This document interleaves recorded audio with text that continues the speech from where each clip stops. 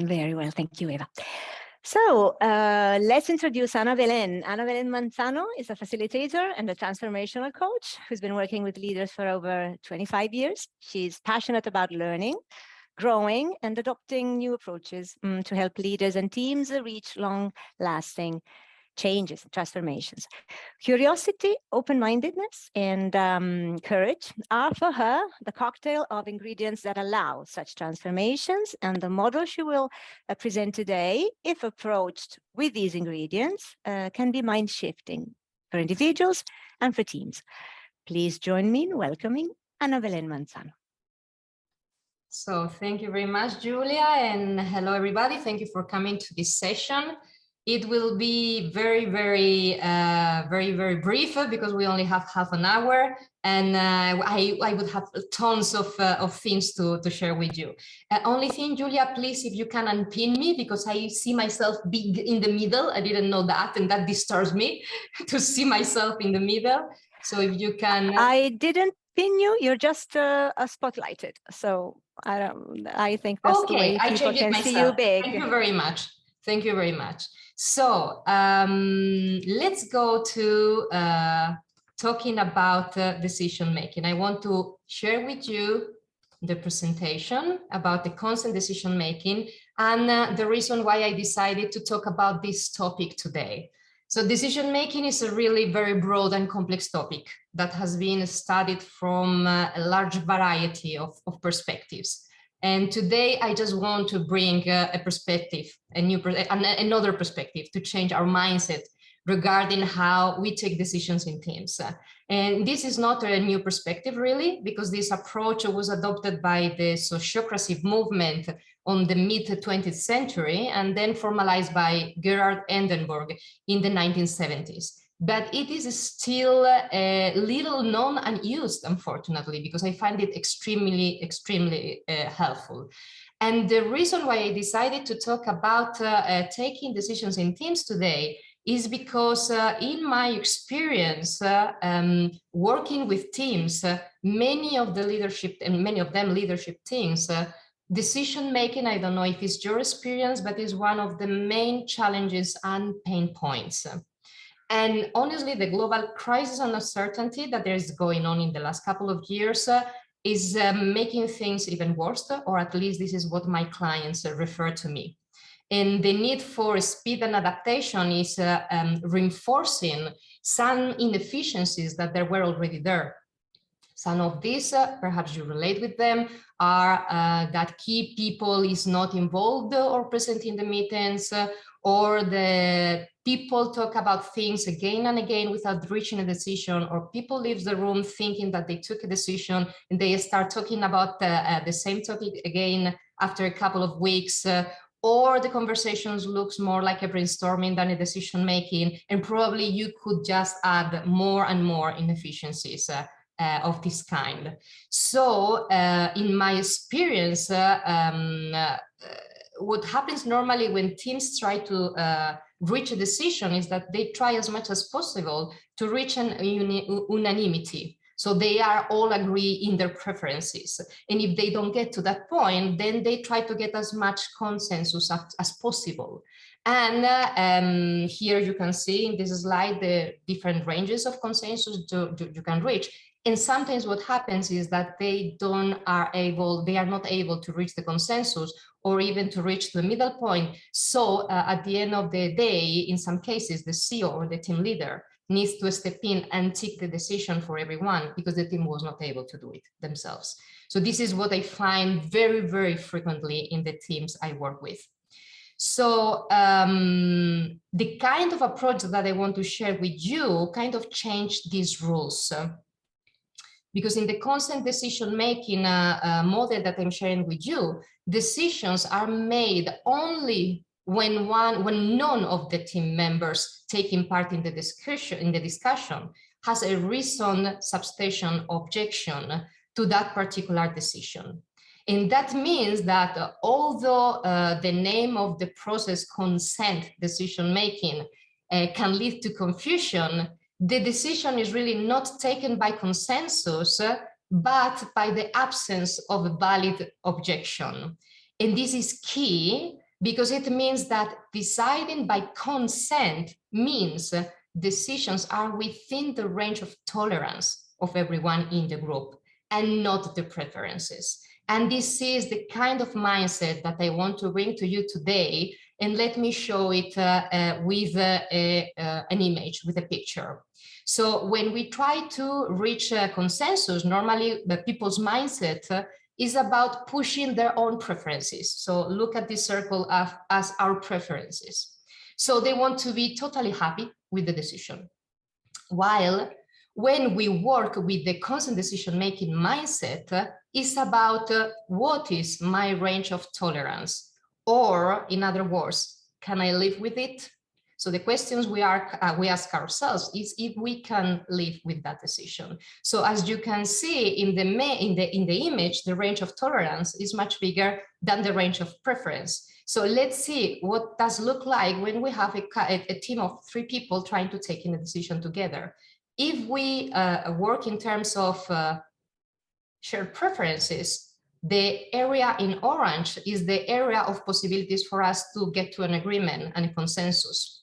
If we instead talk about the range of tolerance, if you see the green picture, the green area is the possibility for us to take a decision. So as you can see, the range of tolerance is much bigger than the range of preferences. And this change of mindset, which is key in this process, is what allows us to get to the decisions much faster and easier than we normally do.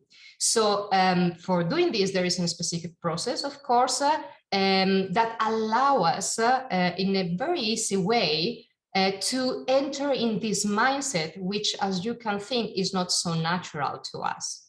So I'm going to share with you now the process. So I will walk you through it very fast, because what I want to show you later on is a demo, when in a very, very short time, you will see how this works. So this is the phases of the consent decision making. You see that it's quite simple. So now allow me to go step by step in all the steps before I show you the demo.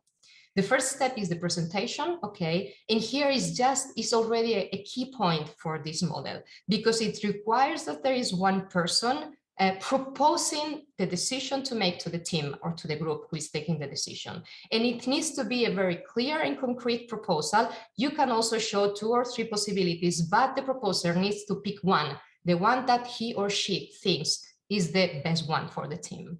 So this is the first step. Then there is a clarification round. And in this clarification round, there is a coach facilitating this process, coach or facilitator. The coach will ask every member of the team if they have questions to clarify the content of the proposal, only with that scope. After that, there is a reactions round. And in the reactions round, every team member can freely share their reactions, as long as it's, of course, respectful. They can share whatever they think is relevant. It could be, I like it, I don't like it, I would do something different, I don't really resonate with this, whatever. After that, after all the round of reactions, there is the proposer response, where the proposer can just share something about what stick with the person about the rounds after the rounds of reaction. And if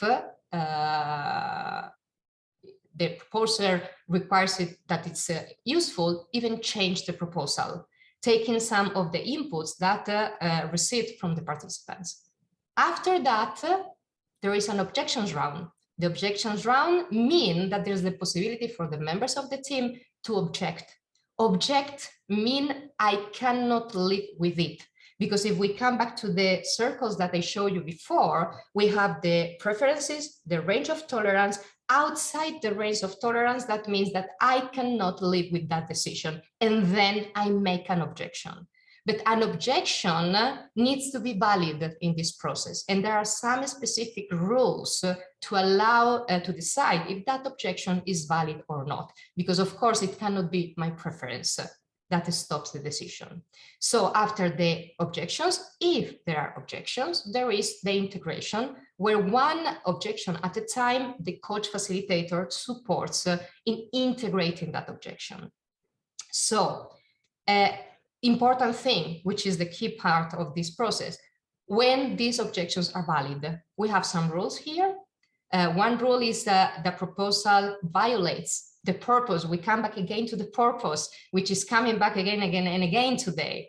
So the proposal violates the purpose or previous agreements, team charter, rules of engagement of the team, or the proposal could hinder one of the team members or team's ability to achieve their objectives, or the proposal could create some significant issues that the proposer didn't take in mind, or the objection is based on a grounded set of data or information that makes the proposal not really helpful for the team.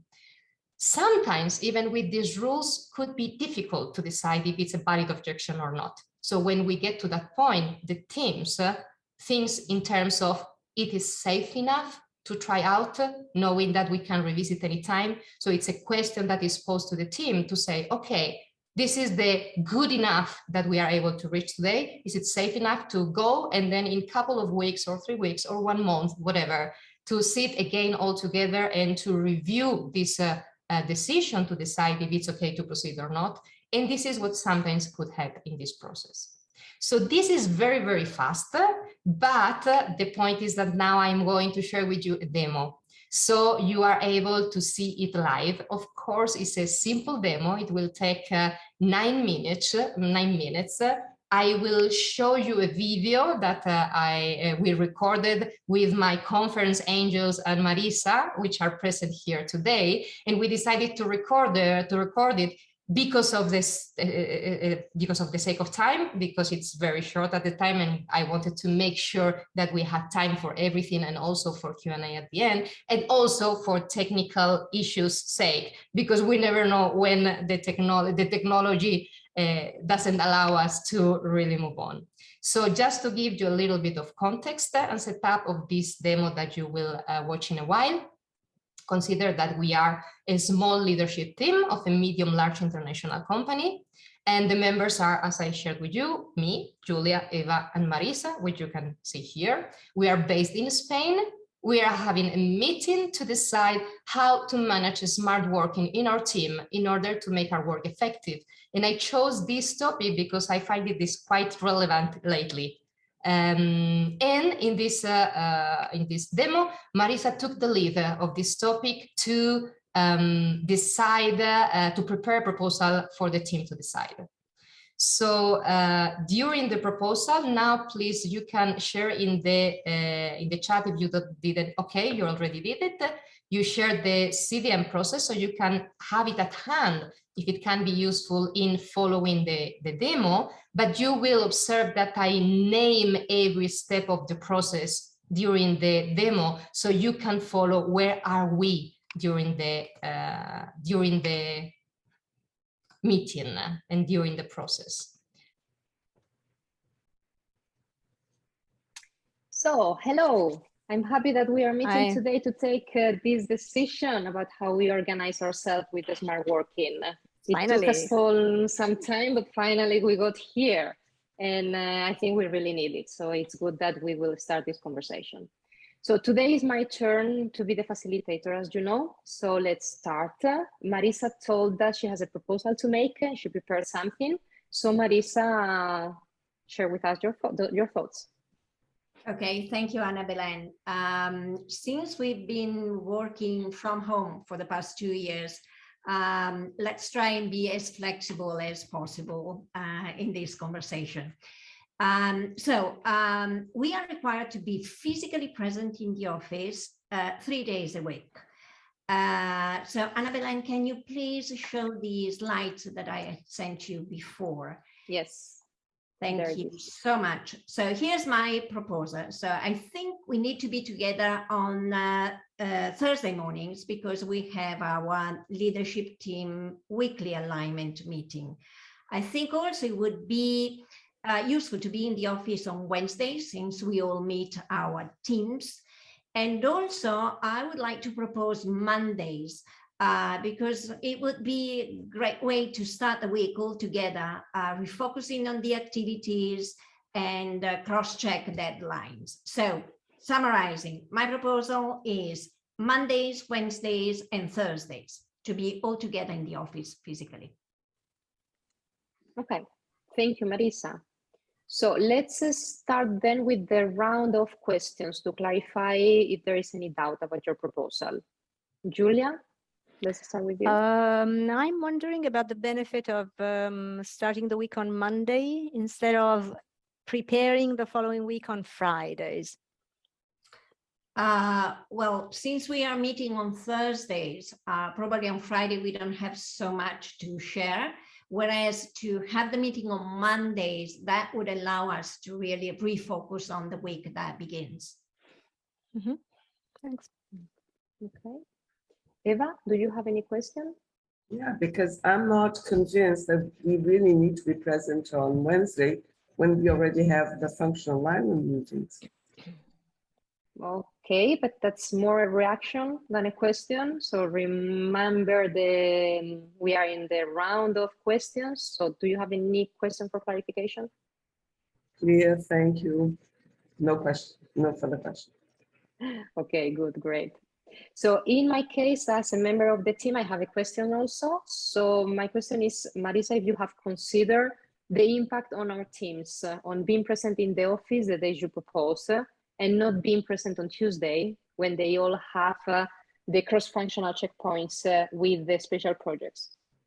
Well, no, in reality, I didn't think about it because there are other events during the week where they need to align with each other. So I mainly focus on our need to be together as a leadership team.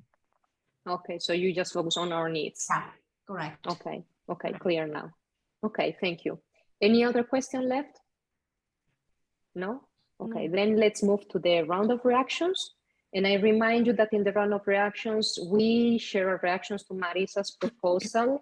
And at the end, Marisa will have the opportunity to respond in general, but without going into detail into all of our reactions. And Marisa, remember that you also have the opportunity to change the proposal if needed, or to leave it as it is, okay?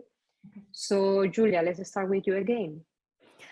Well, from a general standpoint, I agree with the proposal. It also meets my specific needs with my team, but actually I'm worried, I'm concerned about the fact that 2 years ago, we decided to avoid big gatherings on Mondays, and it seems to be working quite well till now. So I'm skeptical, especially in this moment, to change this thing.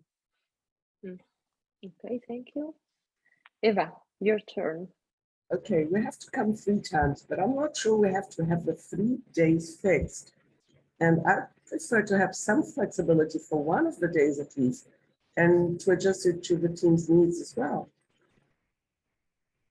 Okay, clear.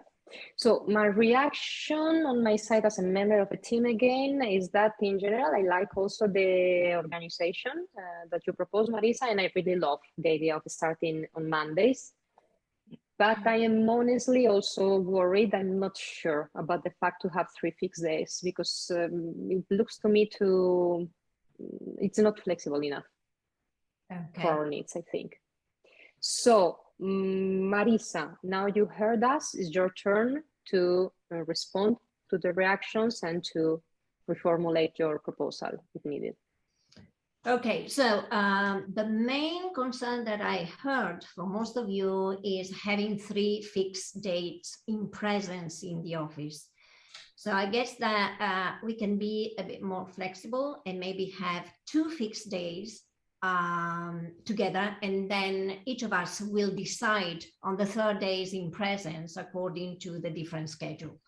So in this case, my proposal will be to keep Mondays, if also Julia is okay with that, and Thursdays, since we have our regular weekly meetings. So the proposal is Mondays and Thursdays. So is this it? Yeah, correct. And the third day, we each decide independently when to be in the office. Okay, so it looks to me that the proposal is quite clear and might meet some of the needs that came out from the round of reactions. So at this point, I would go to the round of objections round. Julia, do you have any objections? No, not specifically. I hope people won't react badly to this. I think it makes sense to start the week together, but no specific objections then. No specific, so you can live with it on I Mondays. can live with that. You can live with that. Okay. Yeah. Eva?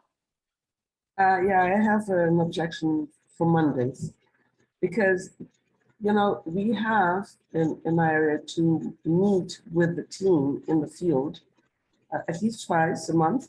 And Mondays has been our routine for when we meet, Mondays afternoons. Then I would have to change the routine now with the team. So I prefer not Mondays. Okay. It looks to me that it's not like a preference, is that you have already created an organization and it will create an impact on the sales team and the way you're organized, right? Yeah. Yeah. Did I understand correctly? Yeah, okay. exactly. Because if you know that this is a preference, we don't follow that, but it is an impact on your team, which will create an impact, in negative impact. We need to consider that. That's exactly.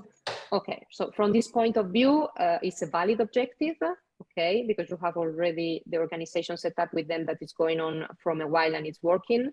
So at this point, Marisa, do you have any proposal regarding this concern? Well, considering the negative impact to the sales teams, I think that the first thing that comes to mind is to simply move our first meeting on Tuesdays. So it's early enough in the week. So my final proposal would be Tuesdays and Thursdays, if that works with everyone. And the third day, of course, is flexible, meaning we each independently decide when the third day will be in presence. Okay, so I see that Julia already put the hands up, so it looks to me that you don't have any more objections. Julia, Eva, does that work for you? I'm okay with that. Okay, great. That works for me also. I don't have objections, so I think that meets all our needs. So at this point, I would propose that we start in 2 weeks from now. Okay. If that's okay for everybody. So it would look like this, the final. Okay, so you all agree with what you're saying? Makes sense for everybody? Good. Agreed. Then we can celebrate. Let's go for it. We took the decision today. Thank you very much. Bye. Bye.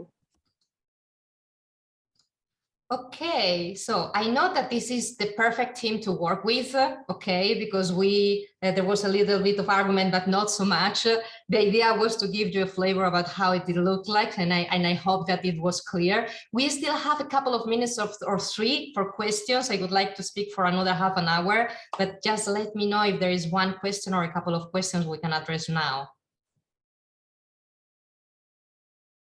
No questions or comments? Well, maybe while people refrain from shyness, I had a question that always came to my mind when we were doing the demo. What happens if somebody doesn't follow the process? Meaning it also happened, they start to complain when they should be asking explanations, or in the objections round, they are stubborn and they don't want to accept. What happens in this case? That is a very quick question, because in my experience with the teams bringing this model, this always happens at the beginning until the team and the people get used to the process and the mindset.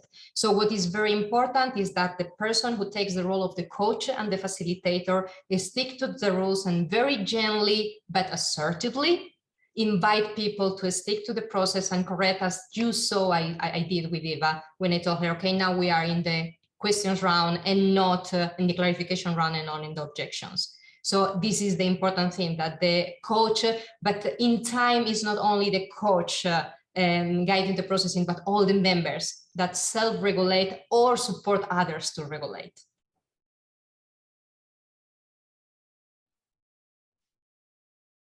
And I wonder how it works if a team member maybe asks for more information or says maybe we don't have enough information to decide now.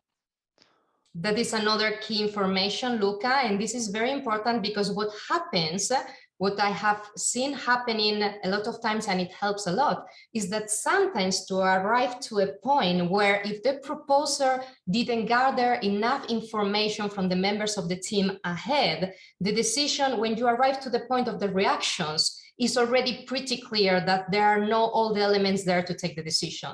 And the proposer, what normally does at this point, is to say, okay, let's stop the process here because I understand now that there are more elements that I have to keep in consideration. So I will bring all these elements home. I will do my work. I will reframe the proposal, and we will see again when I have reframed my proposal, taking in consideration these elements. And this is still, as you can notice, helps a lot because it can be also used as a way of gathering very fast information from the teams, from the team members. And I have also seen teams using this model for the first two areas, steps of the process, clarification and reactions, just to gather information to then refine the proposal. I see Marisa, perhaps the last questions very fast. Okay, so it seems that validity of objections is a very critical element. Can you expand a bit more around team giving the voice to the team at the end to establish if it's valid or not? Okay, you mean the last part? Okay, yes. We have 30 seconds, so I have to give a very rush question. What happens is that when the team gets used to the process, is the team self-regulating and having the conversation to understand, okay, it's not clear if it's a very valid objection or not, but we can have the agreement if it's good enough to go for this decision. Try it out and then talk again. Okay. It was very rushed, I know, but I understand that we have to close. Perfect. Thank you. So thank you all very much. It was a pleasure to me to have this opportunity to share with you this model, which I really believe in.